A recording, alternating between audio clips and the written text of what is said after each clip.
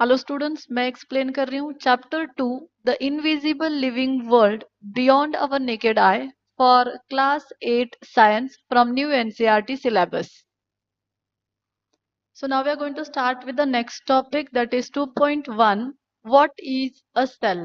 तो अभी हम इस वीडियो में सेल का मतलब क्या है, व्हाट इज सेल, ये स्टडी करेंगे.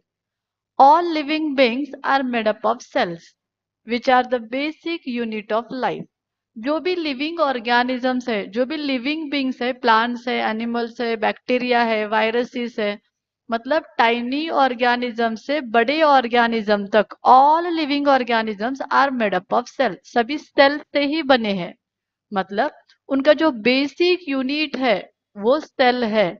जैसे कि अगर कोई वॉल को कंस्ट्रक्ट करना है, जब हम घर को कंस्ट्रक्ट करते हैं, जब हम वॉल कंस्ट्रक्ट करते हैं, तो इस वॉल को कंस्ट्रक्ट करने के लिए पहले हमें एक ब्रिक चाहिए. तो ये ब्रिक जो है ये बेसिक यूनिट है इस वॉल को कंस्ट्रक्ट करने के लिए. और अगर ये ऐसे वॉल हमने बहुत सारे कंस्ट्रक्ट कर दिए तो एक बिल्डिंग, एक रूम तैयार होती है पहले, और फिर जब बहुत सारे रूम करेंगे तो एक बिल्डिंग तैयार होती है. तो जैसे एक बिल्डिंग बनाने का जो बेसिक यूनिट है वो ब्रिक है, वैसे ही किसी भी लाइफ का, किसी भी लिविंग ऑर्गेनिज्म का जो बेसिक यूनिट होता है वो सेल है. ये एक सेल है, फिर दूसरा सेल आएगा, फिर तीसरा आएगा, फिर चौथा आएगा, ऐसे ग्रुप ऑफ सेल हो जाएगा. जब ये ग्रुप हो जाएगा तब हम इसको कहते हैं टिश्यू. जब ऐसा ये एक टिश्यू है, फिर दूसरा टिश्यू है. जब बहुत सारे टिश्यू कंबाइन करेंगे, जब ग्रुप ऑफ टिश्यू हो जाएगा, तब हम उसको कहते हैं ऑर्गन. तो ये एक ऑर्गन हो गया. ऐसे बहुत सारे ऑर्गन्स जब एक साथ आएंगे तब तैयार होते हैं ऑर्गन सिस्टम, और फिर हमें मिलता है एक इंडिविजुअल. तो इसीलिए किसी भी लाइफ का, किसी भी लिविंग बींग्स का जो बेसिक यूनिट है वो सेल है. Since cells are very tiny, they cannot be seen with our naked eyes. A microscope help us and study the basic structure of cell. जैसे कि हमने ऑलरेडी पढ़ा है पहले हमारे वीडियो में, सेल्स जो होते हैं वो बहुत टाइनी है, वो बहुत छोटे हैं, जो हमें हमारे नेकेड आइज से, मतलब without using any magnifying lens, without using any microscope, naked eyes से हम सेल को नहीं देख सकते. इसीलिए हमने माइक्रोस्कोप का यूज किया जिसमें लेंसेस है. ये माइक्रोस्कोप हमें इस छोटे छोटे सेल्स को देखने के लिए और उसके स्ट्रक्चर्स को स्टडी करने के लिए भी हेल्प करते हैं. इसी के बेसिस पे हम एक एक्टिविटी स्टडी करने वाले हैं, that is activity 2.2, let us study cell. So यहाँ पे हमें पता चलेगा कि सेल कैसे दिखते हैं और उनको कैसे स्टडी किया जाता है with the help of microscope. इसके लिए हमें कौन से मटेरियल चाहिए वो हम देखेंगे. So we want onion bulb, क्योंकि हम ऑनियन के सेल्स देखने वाले हैं, इसीलिए onion bulb, forceps, Petri dishes, safranin stain. So ये स्टेन हम यूज करने वाले हैं सेल्स को डार्क करके देखने के लिए, सो दैट हमें इजी हो जाए सेल्स को आइडेंटिफाई करने के लिए. So safranin stain, thin brush, water, glass slides, cover slip, glycerine, needle, blotting paper and microscope. So ये है अपैरेटस और मटेरियल जो हमें चाहिए इस एक्टिविटी के लिए. अभी हम स्टार्ट करेंगे प्रोसीजर. पहला step, take an onion bulb and wash it thoroughly with water. तो हमें ऑनियन बल्ब को लेना है और उसको कंप्लीटली वाटर से वॉश करना है. Second step, cut the onion bulb vertically into pieces. तो हमें उस ऑनियन बल्ब को वर्टिकली पीसेस में कट करना है. फॉर एग्जाम्पल, अगर ये हमारा ऑनियन का बल्ब है तो हमें इस ऑनियन बल्ब को वर्टिकली ऐसे पीसेस में कट करना है. तो ऐसे कट करने के बाद हाफ हो जाएगा. तो ये जो हाफ हमें मिलता है उसको फिर से वर्टिकली आपको कट करते जाना है और बहुत सारे पीसेस में कन्वर्ट करना है. Third step, take one piece and use forceps to thin remove the thin transparent layer from its inner surface.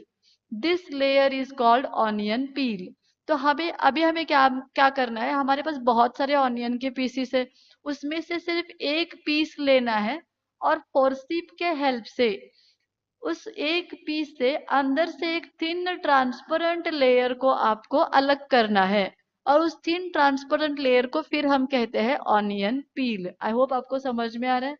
एक ऑनियन को पहले वर्टिकली ऐसे कट करके बहुत सारे पीस करना है, और जैसे ही हमें ऐसे एक पीस मिलता है ऑनियन का, इसके अंदर की तरफ से फोर्सिप के हेल्प से हमें एक थिन पील निकालना है, थिन लेयर निकालना है।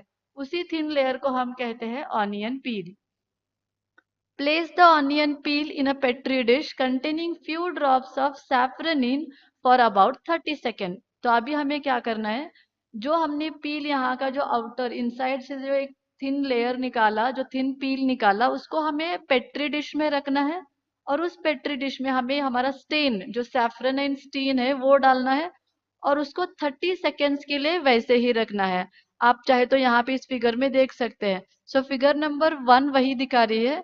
तो ये हमारा ऑनियन का पील है और उसमें हमने सैफरन इन स्टेन डाला है, और इसको हमें 30 सेकेंड्स के लिए ऐसे ही वेट करना है जब तक वो ऑनियन पील उस स्टेन को एब्जॉर्ब कर लेती है। आगे देखेंगे अभी। तो यहाँ तक ये हो गया हमारा प्रोसीजर। अभी हम आगे का प्रोसीजर देखेंगे। तो यहाँ पे आगे अभी हमें क्या करना है, transfer the stain peel to another petri dish containing water using thin brush. तो अभी हमें जो भी हमें यहाँ पे रखा था, जस्ट अ मिनट, तो यहाँ से हमें इस ऑनियन पील को जो सैफरन एंड स्टेन पे था, उसको स्लोली ब्रश से लेके एक दूसरे पेट्री डिश में ट्रांसफर करना है जिसमें वाटर है। तो हमने यहाँ से पील लिया और इस सेकेंड पेट्री डिश में ट्रांसफर किया जिसमें हमने वाटर को लिया है। Rinse the peel gently to remove extra strain. मतलब उस सेकेंड पेट्री डिश में जिसमें वाटर है, उसमें हमें वो ऑनियन पील को रिंस करना है, मतलब क्लीन करना है। उसमें अगर कोई भी एक्स्ट्रा स्टेन है, सैफरनिन स्टेन है, वो सभी निकालना है। इसीलिए हमें उसको उस पानी में रिंस करना है, मतलब वॉश करना है। Next step, carefully place the stained onion peel on a glass slide using thin brush। तो अभी हमें क्या करना है, एक बार वॉश होने के बाद उस पील को, ऑनियन के पील को स्लोली विद द हेल्प हमें स्लाइड पे रखना है। तो ये है हमारी ग्लास स्लाइड, जो कि एक रेक्टेंगल शेप में रहती है। तो हमें ब्रश के हेल्प से ही इसको रखना है, क्योंकि वो बहुत ही थिन रहती है, बहुत ही नाजुक रहती है। अगर अभी आपने पेट्री फोर्सिप या नीडल यूज किया तो वो कट होने के चांसेस रहते हैं। इसीलिए आपको ऐसा थिन ब्रश यूज करना है और ब्रश से हेल्प के उसको लेके इस ग्लास के स्लाइड पे रखना है। अभी हम आगे देखेंगे। सॉरी। अब ये देखेंगे यहाँ पे क्या करना है, make sure the peel does not break and fold. तो जैसे मैंने आपको अभी बोला, हम फोर्सिप या नीडल को नहीं यूज करना है, क्योंकि वो ब्रेक या फिर फोल्ड हो सकती है। अगर फोल्ड हो गई तो उसको ओपन करने जाएंगे तो फिर से वो ब्रेक भी हो सकती है। इसीलिए हमें स्लोली बहुत सॉफ्ट ब्रश से वो सभी करना है। Put a drop of glycerine on the onion peel. It prevents the cells from drying and improves their clarity। तो यहाँ पे अभी हमें क्या करना है, जैसे ही हमने वो स्लाइड पे रख दी ऑनियन पील, अभी इसके ऊपर हमें ग्लिसरीन को ऐड करना है। ग्लिसरीन यहाँ पे इस ऑनियन पील को ड्राई होने से बचाती है। ड्राई होने के लिए नहीं रहती, वो वेट रहती है। और जब हम उसको माइक्रोस्कोप के अंडर देखेंगे तो हमें बहुत क्लियर उसका पिक्चर दिखा ही देता है। अभी हम आगे देखेंगे। Next step, slowly place a cover slip over the peel using needle, making sure that no air bubbles are trapped. तो यहाँ पे अभी हमें क्या करना है, एक बार अगर वो ऑनियन पील और ग्लिसरीन ऐड किया तो अभी हमें उसके ऊपर एक कवर स्लिप रखना है। कवर स्लिप अगर उसके ऊपर हम रखते हैं और फिर अगर माइक्रोस्कोप के अंदर देखते हैं तो हमें वो जो भी इमेज है वो बहुत क्लियर दिखती है। तो यहाँ पे कवर स्लिप जब रखते हैं तब यहाँ पे हमें पहले नीडल रखना है उसके बॉटम पे, उसके ऊपर यहाँ पे कवर स्लिप पकड़ना है और स्लोली नीडल को निकालते जाना है। आप देख सकते हैं यहाँ पे नीडल और जो स्लाइड का एंगल है वो 45 डिग्री रहना चाहिए। नीडल यहाँ पे सॉरी, ये कवर स्लिप यहाँ पे नीडल के ऊपर सपोर्ट पे रहती है। स्लोली नीडल आपको ऐसे निकालते जाना है, so that cover slip slowly slowly नीचे जाके इस ऑनियन के पील के ऊपर बैठ जाएगी और कोई भी एयर बबल नहीं आएगा। अगर आपने इमीडिएटली उसके ऊपर एक कवर स्लिप रख दी विदाउट नीडल, तो बहुत सारे एयर बबल ट्रैप होने के चांसेस है, और अगर एयर बबल आएंगे तो हमें उसकी इमेज क्लियरली नहीं दिखाई देगी। इसीलिए आपको ये मेथड फॉलो करना है। आगे देखिए, gently remove an extra glycerine around the cover slip using blotting paper। अगर उस कवर स्लिप के साइड, जैसे कि अभी ये हमारी मेन स्लाइड है, ग्लास स्लाइड, और ये हमारी कवर स्लिप है, और यहाँ पे below the cover slip there is a onion पील।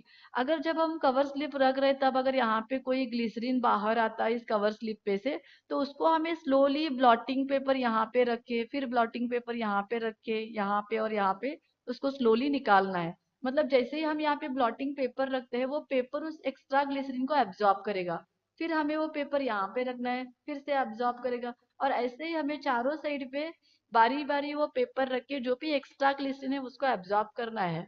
आगे देखिए, observe the prepared slide under the microscope. अभी इस रेडी स्लाइड को आपको माइक्रोस्कोप के अंडर रखना है और ऑब्जर्व करना है। तो यहाँ पे आप देख सकते हैं, यहाँ पे हमने ब्लॉटिंग पेपर से क्लीन किया एक्स्ट्रा ग्लिसरीन, और अभी इस माइक्रोस्कोप के बेस के ऊपर, मतलब यहाँ पे हमने वो स्लाइड रखी है, और यहाँ आई लेंस के थ्रू हम उसको ऑब्जर्व कर सकते हैं। The body, compare your observation with above two figures. तो हमें इन दो फिगर के साथ उसको कंपेयर करना है। ये फर्स्ट वन है और ये सेकेंड वन है। आगे देखिए, the body of an animal is made up of cells. Cells are the basic unit of life. Just like plant, animals also have many cells. तो एनिमल की जो बॉडी है वो सेल्स से बनी है, और जैसे हमने एक्सप्लेन किया था, जैसे हमने स्टडी किया है, सेल्स बेसिक यूनिट है लाइफ का। जैसे प्लांट सेल से बने हैं, वैसे एनिमल भी बहुत सारे सेल से बने हैं। These cells have different shapes and perform different functions.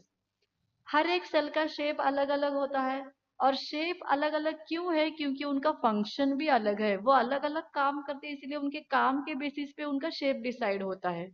Many cells together forms tissue, tissue together forms organ and the body of an animal. जैसे मैंने आपको कहा था, पहले सेल होता है, सेल से फिर हमें टिश्यू मिलता है, टिश्यू से हमें मिलता है ऑर्गन, एंड फिर ऑर्गन से हमें मिलता है एक एनिमल। तो ये स्टेप बाय स्टेप अरेंजमेंट है। तो ये था हमारा प्रोसीजर। आई होप आपको यहाँ पे समझ में आया है। तो अगर आपने ये दोनों इमेजेस को कंपेयर किया, तो ये है, ये ऑनियन पील का डायग्राम है। देखिए यहाँ पे लिखा है स्ट्रक्चर ऑफ ऑनियन पील, और ये जो है ये एक वॉल का डायग्राम है, जो मैंने आपको स्टार्टिंग में एक्सप्लेन किया था।